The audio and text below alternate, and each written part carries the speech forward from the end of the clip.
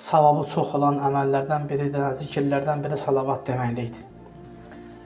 Adam görsən bəzən hüzür məclislərində bir nəfərin ölüsü olub, məclis saxlayır.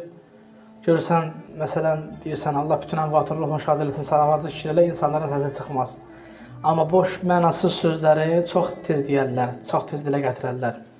Amma bir salavat ki, Allah yanında nə qədər dəyər var. İmam Sadiq əleyhissalam buyurur ki, İmam Sadiq ağa dostlarından biri olan Səbah ibn Səyabəyə belə buyurdu ki, Ələ uəllimukə şeyən yəqiyallahu bihi vəcəhəkə min hərrim cəhənnəm. İmam Sadiq əleyhissalam Səbah ibn Səyabəyə belə buyurur ki, Səbah ibn Səyabə, istəyirsən sənə bir zikr öyrədim, bir dua öyrədim ki, Allah onun bərəkəti ilə sənin simanı cəhənnəm ateşinin namında saxlasın. Qalə, dedi ki, qultu, bəla ya Rəsulallah, buyur, Azam, buyur. Ey Peyğəmbərin balası.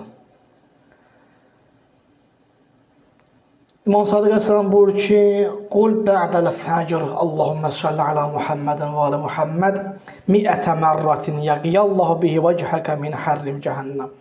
Buyurdu ki, sübh namazından sonra 100 dəfə denən Allahümmə salli alə Muhammedin və alə Muhammed.